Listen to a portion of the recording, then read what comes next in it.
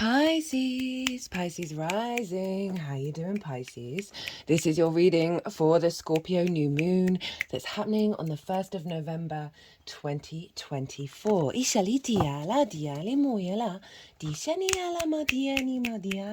Hello and welcome. My name's Chloe. I work with card divination, astrology, and as you just heard and as you can see, I channel multi-dimensional energies through my body, both in the form of physical and vocal light language. And all of this brings in healing, attunement, and activation codes to the messages that come through in this reading. And this reading, as I said at the beginning, is for the Scorpio new moon. There's going to be 2 tarot piles and 1 oracle pile. I'm going to be shuffling all these cards while I break down the astrology for Pisces rising. Now, for those of you who don't have Pisces in the first house and know your natal chart, look to where Pisces does fall. Look to the house that it's in, the themes of that house, and you want to apply those themes along with all the other meaning you've got going on in the sign of Pisces to the messages that come through, because it will be as if that Pisces energy, wherever it falls in your natal chart, has now energetically moved to the first house. So the astrology for the rising sign will still link in. You've just got to add on your own natal chart meaning on top of it. And for those of you who don't know your time of birth and therefore or haven't had your chart rectified of knowing where the houses are in your natal chart, just look to see if you've got anything going on in Pisces and then apply that meaning to what's going on here.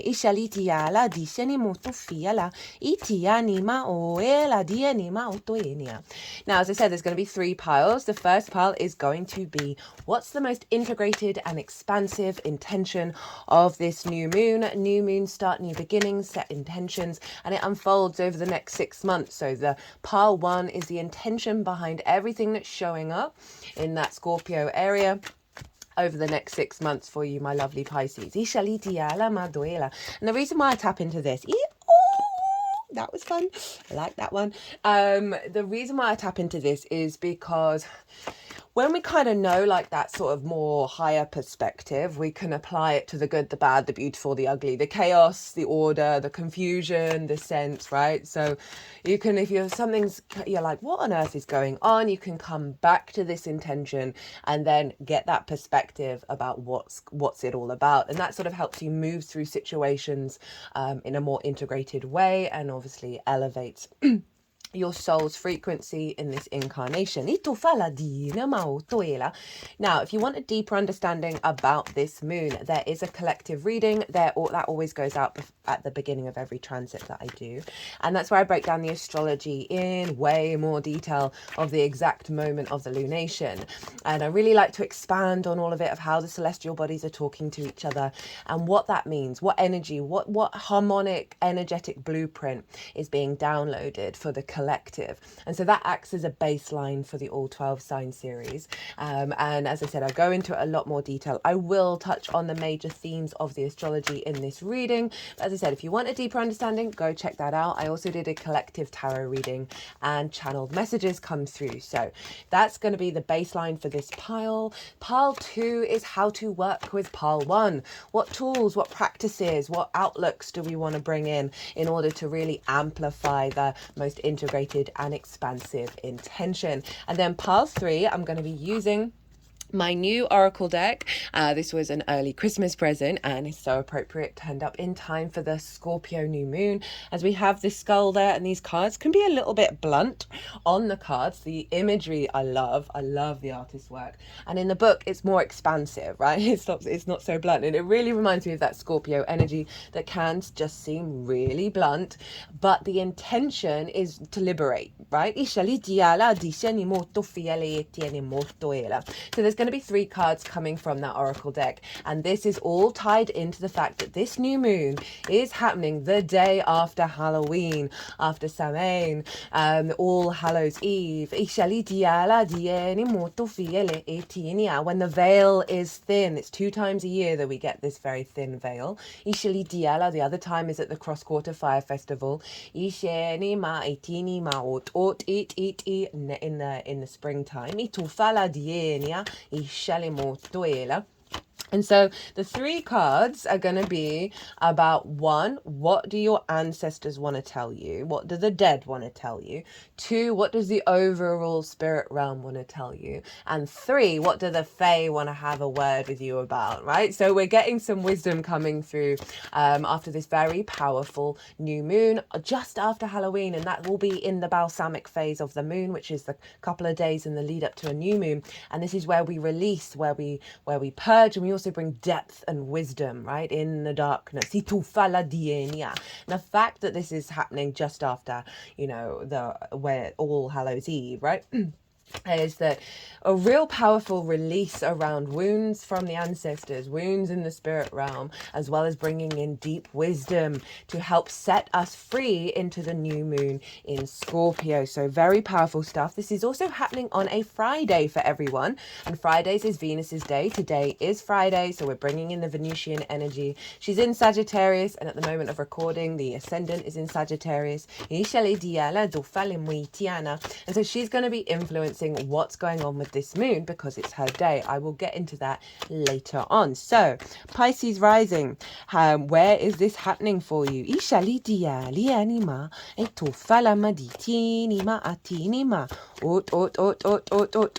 is in your 9th house of perspectives. Right, this is how you map yourself out in the world, your morals, your ethics, your philosophies, your connection to book, religion, source, nature, science, whatever it is, that it's a matrix that's bigger than you, that you know you're a part of. You're trying to figure it out. What do you want it to look like? How do you want to show up in the world? What is your perspective? Right, it's also about mastering of something in order to share perspectives, as well as, you know, that teaching side of it, mastering a perspective, what you've been learning, and then sharing those perspectives. It's also about going and living somewhere for a longish period of time that is unfamiliar to you in order to broaden what? Your perspectives. Perspectives really is the key word. It's the house of the gods, right? It's where we get our sort of divine understanding come through. Shaking my head at the moment. Feels like a downloads coming in into the mind space to sort of work with the perspective. And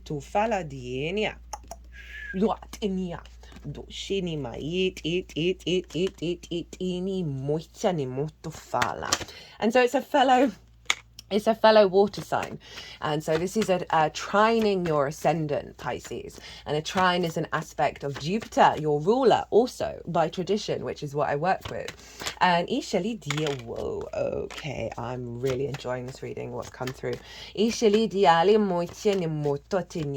And the trine and Jupiter wants to bring things together in order to elevate and bring wisdom, a sense of knowing. And with that knowing comes a deep rooted confidence, an embodied confidence that allows for more flow and therefore more opportunities, abundance, and that sense of luck and generosity of spirit. So this is a really harmonious aspect to your Pisces energy that's going to just really elevate your understanding of your perspectives, a new cycle around that, planting seeds and intentions around elevating your perspectives. You may want to start a new cycle of mastering something, right? Great time to set those intentions, or going on a trip, right? Or going to live somewhere, say the countryside, and you've always lived in the city. This is a great new moon to set those intentions. Also setting intentions around releasing limiting beliefs, limiting perspectives that actually have nothing to do with you. The 9th house can get a bit of a bashing at the moment, given all the things that are going on in the world, where we can then fall into a great deal of grief, a great deal of pain and frustration, and not really feel the abundance, and not really want to, you know, create and feel good because we're feeling guilty around that, or just feeling that we're more connected to the denser matrices than we are the more integrated and expansive ones. And so working with that.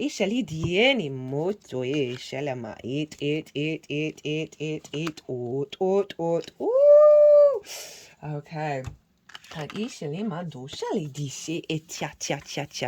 the Shri Yantra. This is the blending of the masculine and feminine in unity. So there's something about coming into balance within yourself in regards to your perspectives, right? And how you aren't getting distorted by what the outside, you know, Scorpio can be a bit paranoid, right? I talk about this more in the collective reading. I love Scorpio energy, but there is, with the fact that it's very shamanic, it's in the underworld, it's focusing on the darkness, it can get lost there, right? And then see the negative rather than finding the light within it. So with Scorpio in the ninth, that can definitely be a thing where you're sort of the conspiracy theories, and I say that as someone who's very aware of the predominant core conspiracy theories over the last couple of years have come out to be true.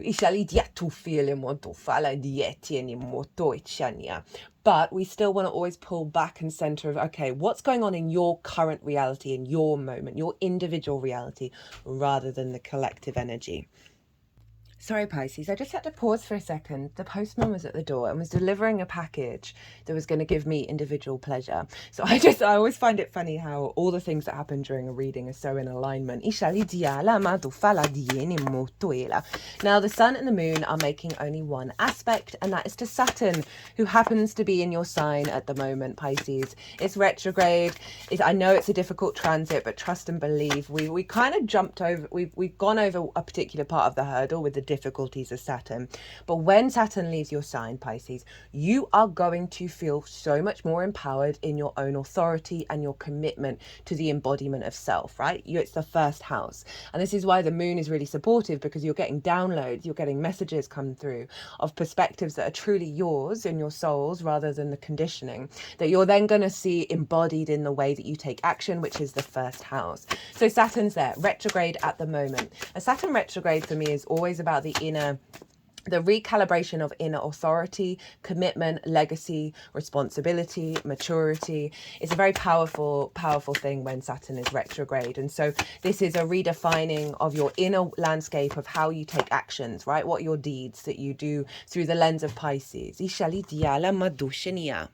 It's the lens in which you move through these cosmic waters, right? It's often how other people see you, your character, your sense of self. And so Saturn's making a trine, the themes that I mentioned earlier, to the sun and the moon. And so there's a great deal of wisdom of this upgrade of maturity that you're bringing in, right? Because Saturn's also about karma and cause and effect in the cycles of time, of like closing the door on certain cycles.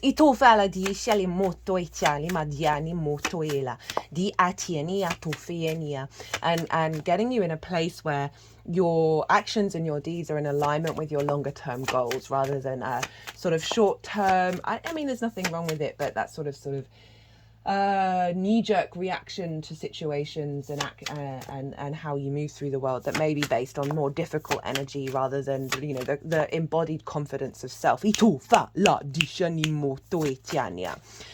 So that's the only aspect the sun and moon are making. Mercury is also in the sign of Scorpio. It's quite far away from the sun and the moon, so it's not a conjunction, but it's in the same sign, it's in the same house. So it's influencing it. Love Mercury in the ninth. Remember, this energy is locked in for the next 6 months, right? Until the Scorpio full moon. And Mercury being in the ninth house, this is getting the downloads. This is being able to perceive the reality, getting to the root of something, finding the truth within it, and being able to look at the illusions, look at the lies and the deceptions that we find in the shadows. Secrets often get revealed around Scorpio transits. And so there is a sense of revelation coming through, of bringing that light up through the darkness. Your ability to get the downloads, perceive, think, really spend a lot of time thinking, communicating and developing your ideas, your perspectives. This can be a great time to start learning and mastering something that you've already been working on. Mercury in the ninth can be about planning that trip, right? And being really able to tap into, the intention behind, if that is resonating with you, of where you want to go and what you want to explore. Now, as I said, that's the only aspect. So we want to look to where Mars is, because Mars traditionally rules Scorpio. And Mars is over in the sign of Cancer. And this is in your 5th house of your creation energy, right? And this is, everything I'm going to say stems from that. It's the house of joy. This is about amusement, games, pleasure, children, both literal and figurative children, such as your inner child. We can have romance, dating, and love here. We can also have addiction, right? That hyperstimulation, that need for need for joy, need, whoa, that's too many cards, thank you, no. And so Mars is there, has been there for a little while now. It's going to retrograde in Leo and come back into the sign of Cancer, so bear that in mind, that we are going to be going back over certain things in regards to what's influencing this Scorpio moon. So you've got a lot of motivation, drive and action in around what is pleasure to you, what is joy, what is your creation energy, right? So you may have found yourself just engaging with that instinctively, intuitively with that Mars transit, like the focus on bringing that joy in. And so interestingly, you know, I was bringing up the personal joy of that perspective of how you move your understanding of your reality, and with that delivery. And now we've got Mars doubling down on that energy where they're in mutual reception with one another, the moon and Mars. They're in each other's realms, which basically means they're psychically connected, right? They're facilitating each other's journey. They're supporting each other, and supporting each other's intentions. And so we've got the moon, intuition, our emotional body, whether our needs are being met or not, how do we give and receive nourishment in a, you know, really supporting Mars, and Mars supporting the moon of your actions, your motivations, your desires, your dreams. And so this is in alignment with your creation energy, with joy, with pleasure, and fueling the perspective. So you're going to see a real resonance between the embodiedness of this download, of this perspective, when you're taking action around joy. And I would recommend finding space, you know, every day, just to bring yourself back into your reality, your moment and your joy. Now Mars is trining Mercury, and is also, they are both trining Neptune, who is also in your sign, Pisces. Neptune's also retrograde, and so we've had a lot of grand water trines over the last couple of months. We've been doing some deep collective healing of the wounds that are stored in the memory of our water body, and really elevating our intuition around the magical reality that we truly live in. So we had Mars, Venus, Saturn, then Mars, Venus, Neptune, and now we have Mars, Mercury, Neptune. And all of this is establishing a stronger foundation in our emotional body, in the water in our body, in our sense of flow and our emotional intuition around the fact that we genuinely live in a reality that is magical, right? That there are miracles for everyone, that Source, all that is and ever will be, has the capacity of providing abundance for us all. We just got to get out of our own way. And that takes time, that takes practice, and that takes deep healing and deep cleansing, right? And so we've been doing so much of that with this grand water trine. Very it's not a regular alignment that we have so consistently. And so this Mars, Mercury, Neptune for me is pulling back that veil that we don't live in a magical reality, that all those things I just said aren't possible, right? That is the illusion that is being dissolved by Neptune right now in terms of the collective energy. And this is happening in your first house, your embodiment of self, right? Either your sun or your moon gives information to your ascendant about where you're going, but the ascendant has its own way of getting there, right? So it's the way that you move through the world. All depends if you've got a day or a night chart or which luminary is doing that. And as I said, it's your actions, it's your deeds, it's your embodiment of self, it's your sense of self. So there's a real alignment here of pulling back pulling back the veil around the true capacity of you embodying magic and embodying Source. You know, Pisces, you're sort of very non-rational. There's in the sense of the movements, it's non-linear. It's like things appearing out of nowhere. It's the haikus and the connections of ideas that you just wouldn't think, like the A to B to C to D mind wouldn't come up with, but the resonance that it has is so deeply connected to our collective emotional body that it's like the wise sage giving you a haiku, and all of a sudden you've had a eureka moment and an enlightened moment. You're very compassionate. There's no boundaries energy, which obviously has its own sort of shadow side, but this real openness to the expansion of your capacity to embody joy, to embody creativity and pleasure, to do deep healing on your inner child in the process, and this is all upgrading your perspectives, right, and being able to put that into practice of feeling it in your water body. I just want to tell you sort of the main energy that came through in the collective tarot. It was predominantly pentacles. It was a couple of cups, but predominantly pentacles, and this is because of the work that we've all been doing, that in that fixed water energy is getting a reboot following Halloween with all of this cleansing in order for us to build in a state of abundance. Everything we do, everything that happens is creation energy and abundance. I've been talking a lot over the last couple of transits, and I think it's really relevant for this Scorpio new moon, of even the things that are going wrong, that you're perceiving is going wrong, that aren't quite working, that are like a bit frustrating, they're all in alignment, right? I've really noticed that with myself, and they've been precognitive situations that are facilitating actions that I then take because of that, that are facilitating future actions I am not aware of, future situations that I'm not aware of.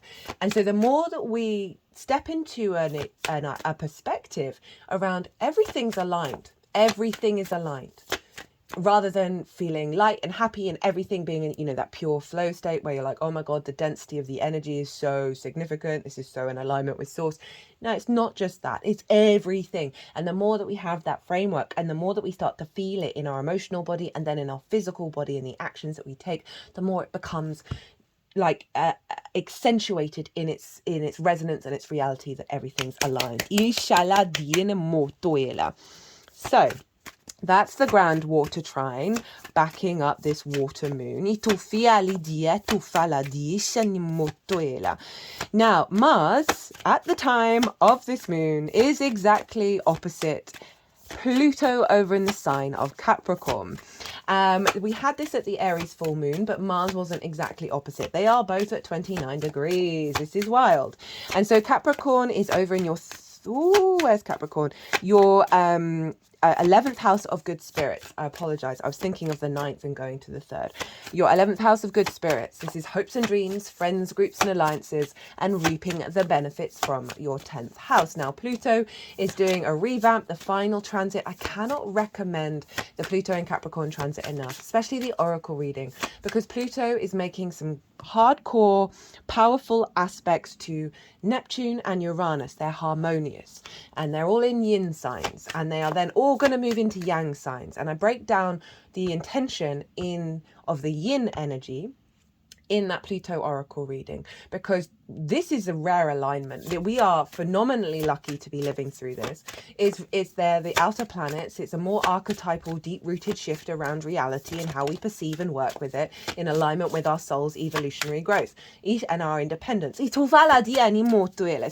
that's kind of what's going on with Pluto, because these aspects are still happening, but it's in your house of good spirits. So you may have felt some rising up of fears, of distorted power dynamics, obsession, possession, all of that kind of stuff. Trust and know that this is being released in order to recalibrate your rooted power, your magnetism of drawing towards you situations and scenarios that elevate your hopes and dreams, connect you to soul family, connect you to opportunities, reaping more benefits from your 10th house. But you've got to let go of the fear of scarcity in order to get there. There's a lot of power here being locked into your hopes and dreams house and your capacity to manifest that. And I can see that this perspective that's coming in, this alignment that's coming in, is going to facilitate you being able to believe that the non-linear miracles around your hopes and dreams are going to occur. Now, Pluto opposite Mars, as I said, this can be about distortions and power dynamics, conflicts. In that regard, there can be some sort of difficult energy showing up with this opposition. Just know that that is just to let you know where tension is and what is being released, right? Stand back and get back to this perspective if those things are going on, of what's it trying to do. Now, they're both square Juno over in the sign of Libra. This is forming a T square. We have an opposition and two squares to the T to Juno. The release point is Juno. She represents commitment, your ride or die. And a Libra for you is in your 8th house of the outside world's resources. right? This is about mortgages, loans, inheritance, both 3D and cosmic inheritance, debt that you owe, debt that's owed to you, bonuses, commissions. It's more one-off chunks of money, as well as dealing with the resources of the outside world. It's also about relationship dynamics, the exchange between anything other than you and between you and anything other than you. Time, money, energy, intimacy, ideas, all of those things. It's also a very psychic house, so it's a strong relationship dynamic with source, as well as, you know, your relationship with the outside world and everyone in your life. Now, Mars, Pluto and Juno, it's all funneling back to Juno, of the commitment to the elevation of the balance and the equilibrium and the truth of the abundance of the resources of the outside world, and reciprocity and balance and harmony with your relationship dynamics. So we have your creativity, your pleasure, your joy, your hopes and dreams, reaping the benefits from your 10th house, all getting in an alignment of your power up, of like stepping away. If you didn't catch the Aries full moon stuff, I do recommend it. We've got a repeat card in the Oracle reading showing up around the right use of power. And that is that Mars-Pluto energy of a redefining of how we interact with conflict, how we interact with control, right? Pluto can highlight where we don't have control, that then seeks us seeking control when in fact we need to be neutral. And they're all square Juno. So this is about building from a place of creativity, from your hopes and dreams, an alignment around resources, and a commitment to an elevation of your understanding and the balance within yourself when it comes to dealing with the outside world, right? I can see that with relationship dynamics of perhaps not having strong enough boundaries. This is a really great time to bring that in order to facilitate an upgrade in your relationships, because of the perspective of your capacity to find joy is really coming through very strongly. Now, Venus. We've got one more card, so I'm going to talk about Venus. Venus is over in the sign of Sagittarius, which for you, Pisces, is your 10th house of your career, your life purpose, your visibility, and your reputation, right? Your career doesn't have to be your life purpose. It can just facilitate it. It's also about bosses. So Venus is making sure whatever's coming through is in alignment with where you're headed, right? And what you're striving for. So a real upgrade in your perspectives that's bringing you back to alignment, right, of your life purpose. She's conjunct Pallas Athena, who's an asteroid who represents embodied wisdom and long-term strategy. So whatever's coming through with this new moon that's unfolding over the next 6 months is to do with a sort of higher perspective and longer-term goals. Now, I'm just going to let the energies do what they need to do in order. They're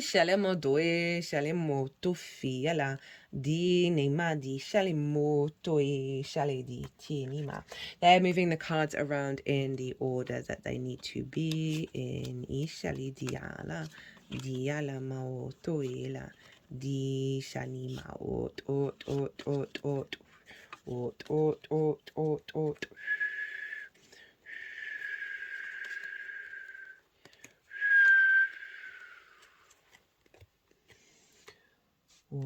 Well. Okay, Pisces. So the most integrated and expansive intention of this moon for you. We have the 6 of Wands, which has been a very common theme showing up for everybody in the all 12 signs. We have the 2 of Swords, the 9 of Swords in reverse, and the Ace of Cups. Now, what's coming through with this is the 6 of Wands is, I'm seeing this as an acknowledgement of what's gone on, as well as the root energy for the overall transit. That this figure has instinctively felt the need to go out and do a thing that involved challenges. Wasn't an easy thing to do, but it was in their instincts. And they didn't do it for recognition. They didn't do it for celebration and applause. They just needed to do the damn thing. But the consequence was of feeling very victorious in yourself, right? So it's kind of saying that you've gone on a bit of a journey around your perspectives, and you're coming into a state of victory with that, and a real confidence with that. And it may have been like a spiritual journey of like really figuring out what's important to you, however that shows up. And this is also about outside recognition. And it's making me think about the Venus energy, obviously in Sagittarius, which is a fire sign, around what's coming through with this new moon is then bringing more visibility and recognition to your life purpose, and also how the outside world sees you in regards to your career as well. Because perspectives affect everything, right? And so that perspective, you're with this sense of elevation, with them bringing it into the way that you operate in your life path, right? And that's leading to a state of victory and also a state of recognition. But overall, so I said it's two-pronged. One, it's sort of acknowledging that you've been on a journey and that you are feeling really good about where you're at.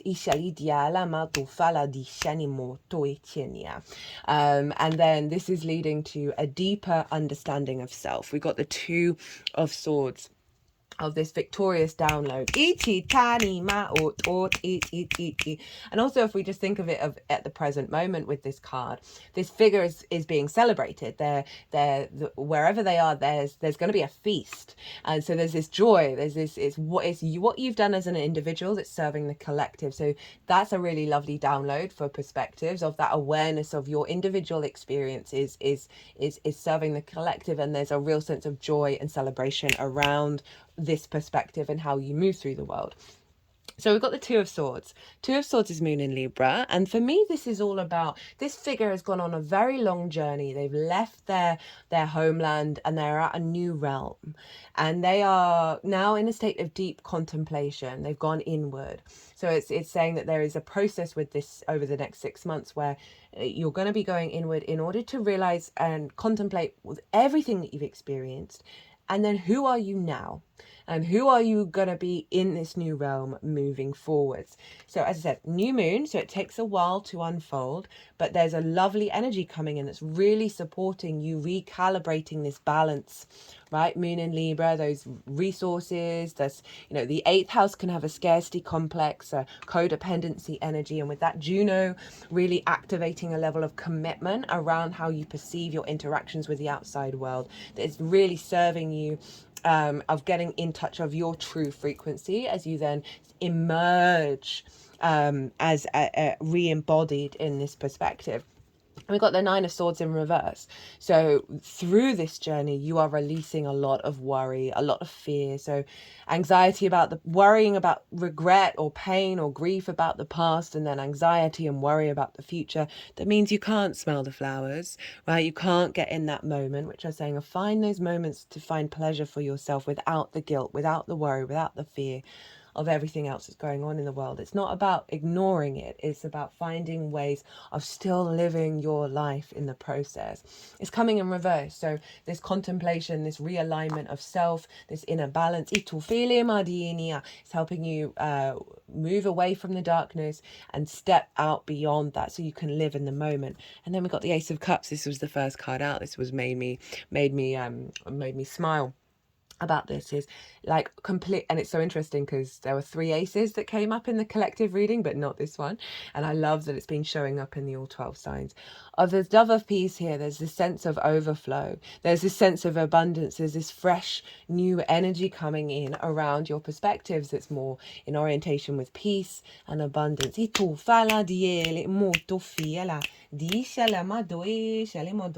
the bottom of the deck is the King of Cups. I love the King of Cups. It's one of my favorite cards at the moment. The King of Cups is in the eye of the storm.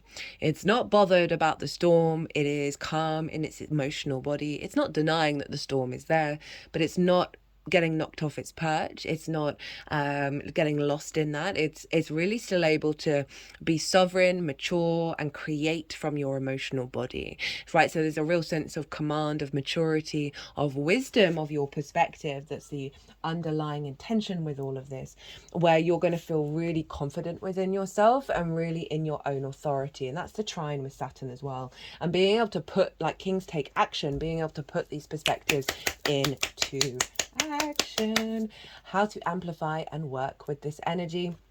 We have the 5 of Swords, the 4 of Swords, the Death card, and the 8 of Cups. Pretty hardcore stuff, Pisces, but This is what it's facilitating, and it's been consistent for all the signs, mostly all the signs of getting some hardcore energy here because it's Scorpio, right? We can't avoid that. So we've got the Five of Swords, which for me is the most difficult card in the deck. This is about the bully and victim cycle, right? This is, what has this figure won? Well, they've won the Three of Swords, and so there's this sense of repetition of cycles, discordian energy, conflict, and it's swords, so it's ideas, perspectives, right? So there's something around focusing on, where are you in battle, where are you in conflict, where are you in victim mode. We are both of these things, by the way.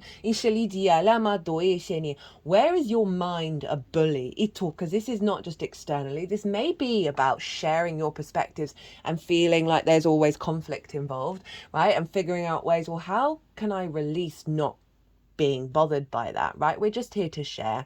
It's not about whether it's received or not. But there's definitely something around the conflict in your mind, conflict perspectives that have kept you even in either of these spaces, in this sense of grief. And it's calling you to reflect on it, right? Because then we've got the Four of Swords, and the Four of Swords is in a church, and this represents being held by something bigger than yourself. They're able to pray, meditate, rest, contemplate, be still. And what are they contemplating? Well, they're contemplating the Three of Swords, which are also here. And also we've got the Two of Swords there as well. So you've got lots of repeating numbers of the swords, of perspectives. And they're able to be at pause and to contemplate and know that they're held. Trust in all of this. Trust in why that's happened in order to find the Ace of Swords, right? So this is calling you on to focus on this, but from this place, right? This place of knowing that you are held, not falling back into the cycle, and do some meditation, or perhaps with your emotional body, to let you release those emotions and let those emotions tell you what you need to hear of the truth of it. It's making me think of dream therapy, and I think it's like pretty much in every type of dream therapy, of if you're having a repeating nightmare, hello nightmares, try and turn around and face whatever's chasing you, because it's usually going to reveal something that's stuck in your emotional body, in your unconscious realms, that needs to be released. And after you've done your contemplation, it's time to let it go. Hello Scorpio. So this is about the process of aware of needing to let go of things that have had an authority over you that are no more, right? The monarch is no more. The sun is rising. You are protected. You're on a white horse.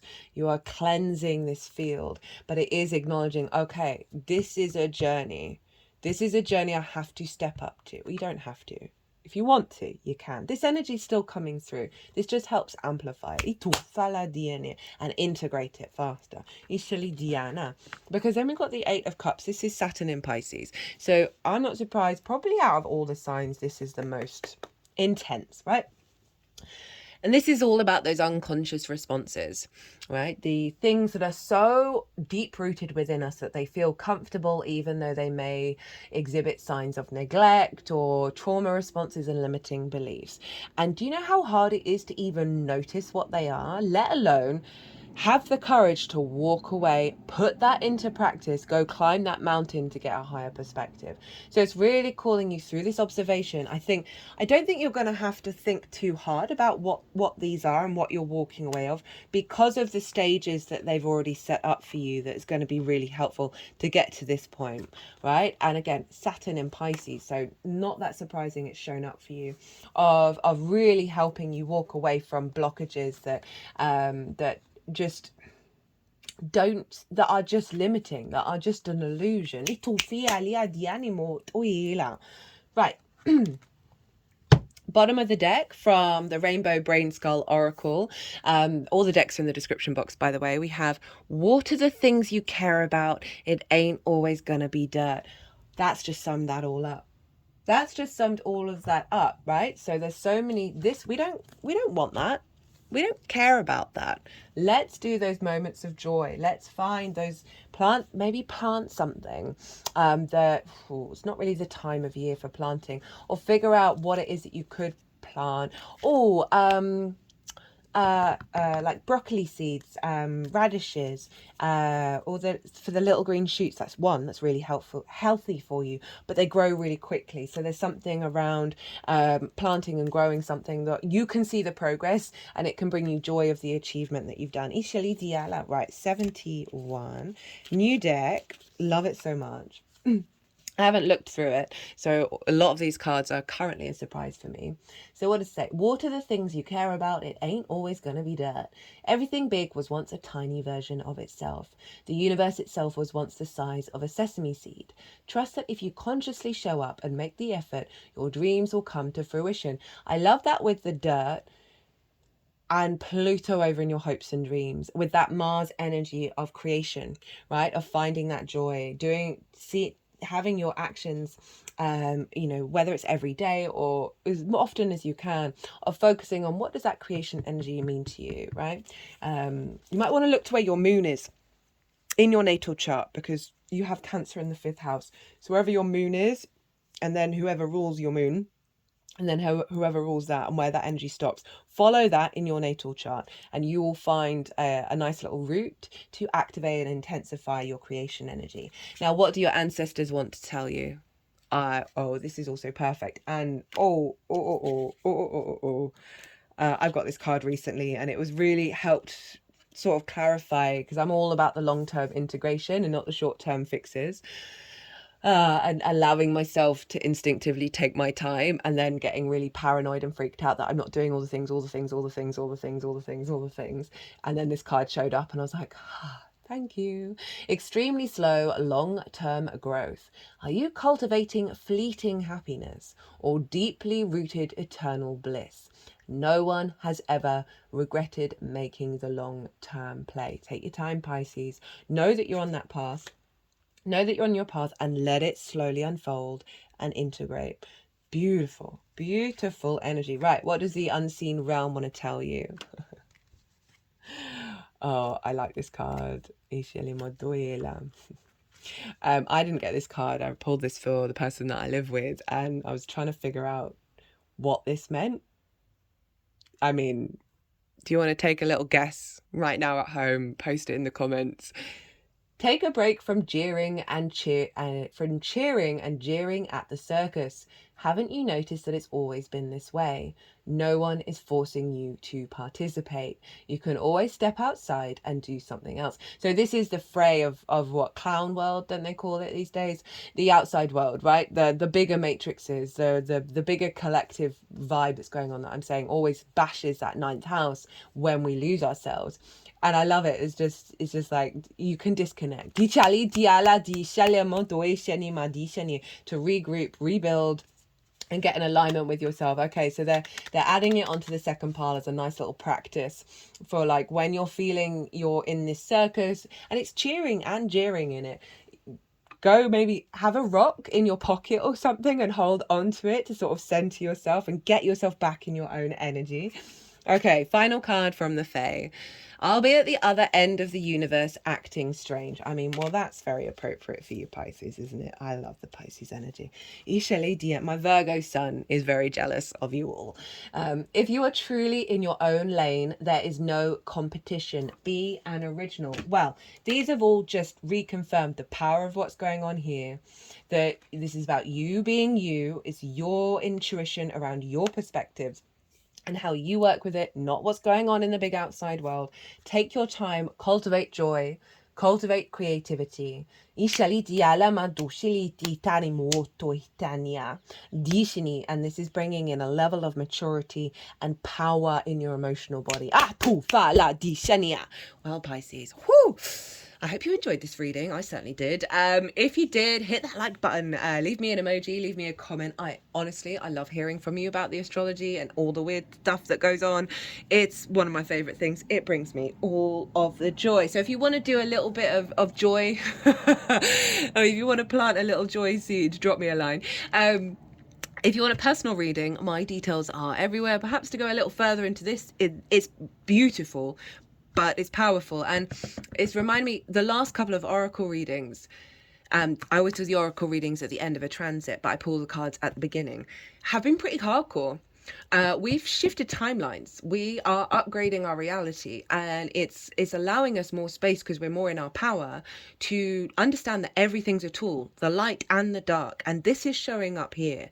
This is the power that you are transforming into this. And I'm so here for it. Right, Pisces, be good to yourselves, be good to those around you, safe travels, and be well until we meet again.